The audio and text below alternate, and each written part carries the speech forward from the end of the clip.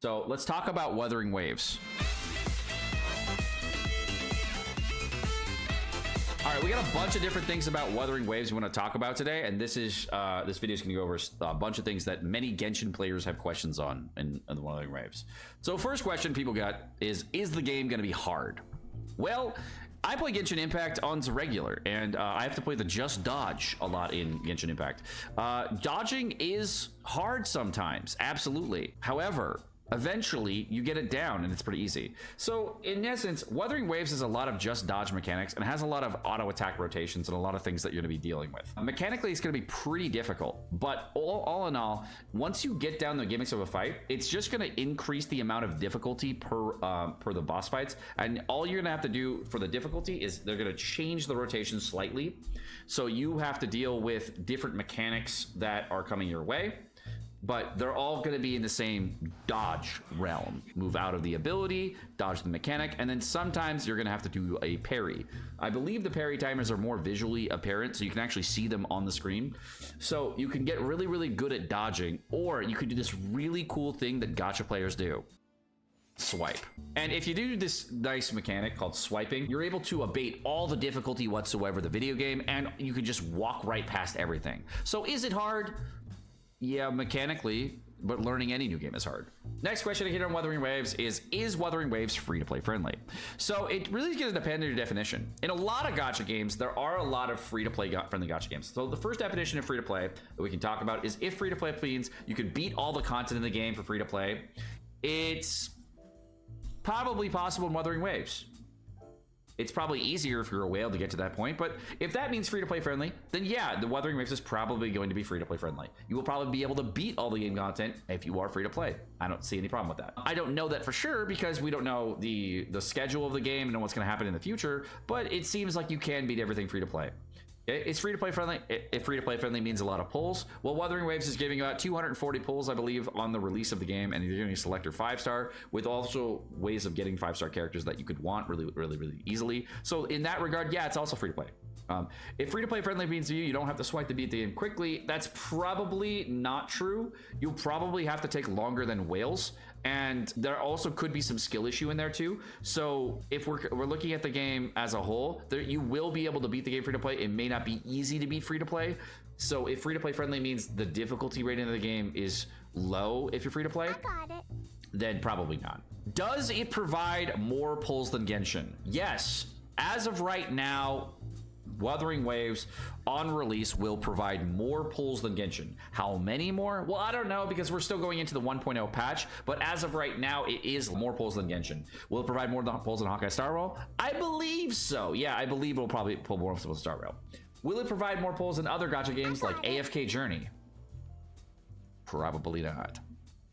No one gives, like, if you're doing Guardian Tales or AFK Journey and things like that, and you want to know about those gacha games that are all pull based and you just keep doing more pulls, it's probably not more free to play friendly than those games because a lot of gacha games have like slot machine mechanics. They just want you to keep pulling and keep pulling, so you get into the idea of pulling. This is probably less pulls than that, but it's still giving you a lot of pulls. Is the game grindy? Well, one of the biggest concerns that people had in Wuthering Waves is that people were very concerned about playing the game way too much because people that were going to time whale the game were going to outpace them, and it was going to be very, very difficult to keep up.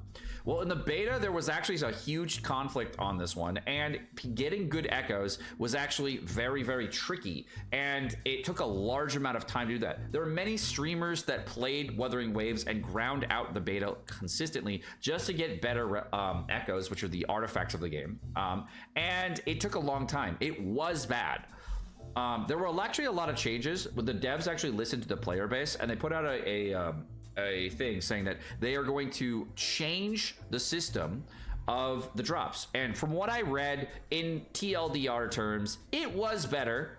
It's still going to be grindy, but nowhere near as grindy as it was. So it will be grindy from what I can tell, but it will just be nowhere near as bad as before. Is endgame fun? Well, historically, Kuro Games is the company that makes this game, and they actually make very challenging content for a lot of players. If you like endgame content to be challenging content, then yes, this game actually has a lot of that, and the company is very good at doing that. However, Since it's a gacha game, this is also going to involve a lot of balancing problems. You're going to need characters to complete the content with and without other characters in the game. And if the game has a larger amount of pulls, what they'll introduce, if you're on a pull-based system with more power creep, it will be very similar to playing Honkai Star Rail. I think a lot of us know this, that in comparison to Genshin, Honkai Star Rail has a large amount of power scaling or power creep when it comes to the comparison to Genshin. Genshin is much slower on the power creep. You do see it over time. It does have power creep, and you do see the characters getting, you know, less and less relevant over time, and other characters getting way stronger. Like if you compared Yoimiya and Arlecchino, you can definitely see a difference there. If you compare Ayato and Nebula, you see the idea there. But if you compare other characters in Honkai Star Rail, like let's just say Sealy all the way up to the more recent Acheron, you can clearly see differences. Like it's night and day. So I believe Kuro Games is more close to the power creep model that is from Honkai Star Rail. So you'll see about a 10% increase per patch as far as the strength level of the characters, which is pretty standard in the gacha industry. Now, if they go further than that, I mean, that could be problematic, but we don't know how strong the power group is going to be in the game. And my guess is that it will be more close to Honkai Star Rail, where there's going to be about a 30% or so power jump every 3 months, and that means that you're going to have a lot more characters that are going to be like Nagita, Furina, and Kazuha that you're going to have to keep summoning for, and just get these really big must-summon characters more. And that will cause a lot more issues with the free-to-play player base with the game, because you'll have a specific summon set that you'll have to go for unless you are very intelligent with summons and know exactly what direction you want to go beforehand, and you see leaks months in advance, and you're like trying to figure out the exact right team for all situations for this offshoot new niche meta.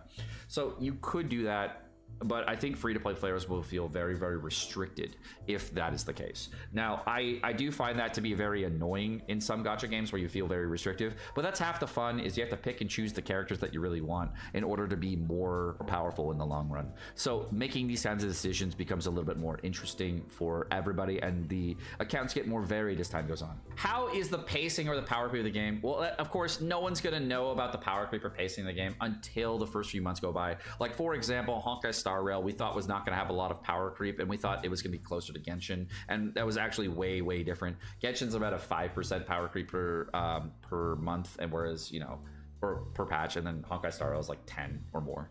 So there's a big difference in power scaling when it comes to the game. What about weapons and Constellation? Should you go for weapons or Constellations in Wuthering Waves? Well, personally, I'm of the opinion if you're fully free to play in Genshin Impact and Honkai Star Rail, the weapon banner is not something you should really need to go for. But the power scaling is slow enough in Genshin Impact that you can actually go for weapons for the characters that you want to go for, and the characters last a very long time in relation to just the actual length of time without the characters being released.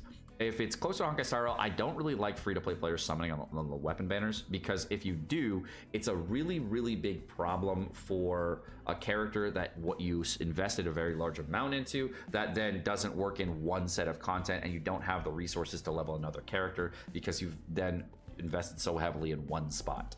So I find that to be a bit problematic.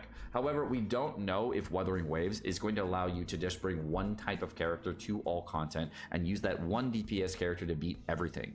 Now, a lot of gacha games do have this, where they have this one pinnacle character, and that pinnacle character will carry you for like 3 to 6 months, and that's really common in the industry. We don't know if Wuthering Waves characters can do that, but we do know that there are elements for the actual characters in the game, and there may be element locks for a lot of the fights you may have to do, which means that if you wanted to go for weapons or Constellations as a free-to-play player, you might not want to do so, because you may want to go for more characters to actually keep your account balanced so you don't get hard locked out of content.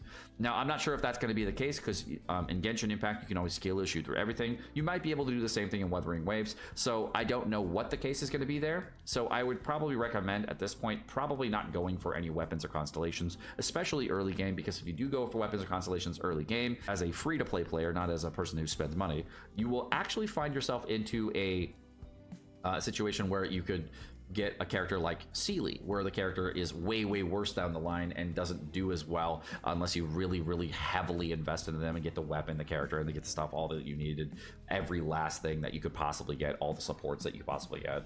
And if you do that, then they become okay, but they're never like as good long line. So if they power creep the character that you started for on the game, that might not be the right choice. So what I would do is dip the toe, figure out a character that you like, play that character, get him built up, and then when you get closer to the end game content, then you'll see the characters and more of the game plan of what they have, and then you'll be able to summon for weapons and constellations later based upon knowing what the power creep is. Doing it early on is a big gotcha trap that a lot of people fall into. I don't recommend doing that on this game. Are translation errors fixed in this game? Well, I do not think the translation errors are going to be fully fixed. The thing about games that have multiple languages is they usually hire a staff to then put out all the languages for all the characters, and they try to make sure that all the characters have all the correct translations. But even Genshin Impact, which was like from a multi-billion-dollar company, didn't have perfect translations at the start. So I expect Wuthering Waves to have some errors in translation, but a lot of them have been fixed, but I do expect some errors. Should you re-roll in Wuthering Waves? I don't think you should. Wuthering Waves doesn't seem like the game to be re-rolling on. I don't think it's a good idea or a good use of time. The reason I don't think so is because they've actually introduced a lot of early game mechanics to make it so that they're kind of disincentivizing it. They give a free selector, they give free characters, you have a character banner that you can go for. You could re-roll in theory and keep kind of get a really stacked account so you get the first character that's on the banners, but I don't really think it's a good use of your time. Re-rolling is really good when you actually can get a reroll done in less than 15 minutes. If you can't get it done, a full reroll done in 15 minutes, there's not really a point in doing so. So if there is a possible 15-minute reroll, then yeah, I guess you could, but I wouldn't recommend it unless you get each reroll done in less than 15 minutes. And also, when people reroll on gacha games, I'm friends with a lot of people that play gacha games and do a lot of rerolls every single new gacha game. What they do is they actually multi-box, and they have like 15 different windows open on the game, and they actually download the game on multiple different instances, and they have like seven to 9 different versions of that gacha game, so they're rerolling all of them at the same time. And they're able to do that because the games are on auto, and so they can actually just roll through them and get the early game summons done really quickly. So I don't really recommend doing that for Wuthering Waves because you're not able to do something like that. How long are the dailies? Well, there's no auto, so it'll probably be about the Genshin time frame. We don't know for sure, but one of the things that was really grindy about the game is that the elites in the game kind of drop these echoes, and those are like the artifacts of the game, and you actually have to go farm in the open world to go that. So you can do a really short time frame on dailies, or you can long form it and do like the open world farming where you kill a lot of enemies. Would that be worth your time? I don't know. How is exploration? I've watched it. It looks cool. The puzzles seem very cool and have some nuance, but I think they've expend a lot more of their time on the combat of the game versus the puzzles and the hidden features of the game and the questing. So I think there's probably more focus on the combat and the animations of the game versus the actual nuance that Genshin has in the puzzles and the weird side quests and all that stuff. So I very much doubt that they focused a lot of their efforts in that spot. Kuro Games does have a history of doing some pretty interesting mini games and puzzles on Punishing Grey Raven. So some of those things are quite good, but when I compared them to Genshin Impact's puzzles, I felt a little bit lacking. But the thing is, when it comes to puzzles, a lot of people don't care about the visual effects. They really care about the amount of gems they get out of it, and they care more about like how they feel at the end of it, how smart they feel. So you might feel some pretty cool things about that.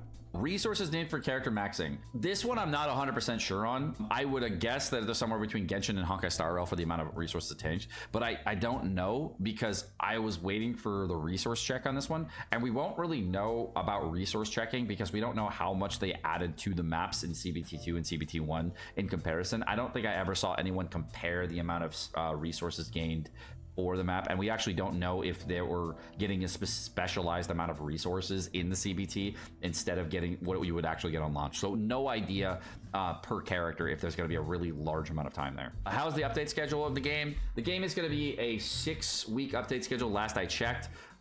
It's going to be the normal thing, similar to Genshin and Honkai Star Rail. I don't see any differences there. How are the banners? Are the banners going to be actually really good? Well, there's the pity system of the game is an 80 pity, and weapons are on a guaranteed. So you're able to get any weapon for any character guaranteed by selecting the weapon you want to go for, which is great. The rates on the character and the weapon banner, I believe, are 0.8%, whereas Genshin Impact has a 0.6% rate, so is same with Star Rail, and the weapon banner in Genshin Impact and Star Rail is, I believe, 0.7%. The 4-star character rate is 6%, Genshin's is 5.1%, and the weapon banner is 6%. It's got the same 50-50 system, so overall very similar to Genshin. The difference between Genshin having a soft pity at 76, and there is a rumor right now going around that the soft pity in Wuthering Waves game is actually going to be 64. We don't know if it's true or not because, again, the game is not released, so we'll let you know tomorrow when it is released, I guess. Next question I get is the game on PlayStation 5? No. There's not any plans either, I think, for PS5, so we'll see. And the last and most important question is the two characters that are coming out on the release of the game are Jiyan and Yinlin. Who should I get, Seka? Yinlin's hotter. Jiyan's a dude. My viewership is 95% dudes. If you swing the other way, I mean, Jiyan's pretty cool. But Yinlin's also a sub DPS, but she's hotter, so who fucking cares?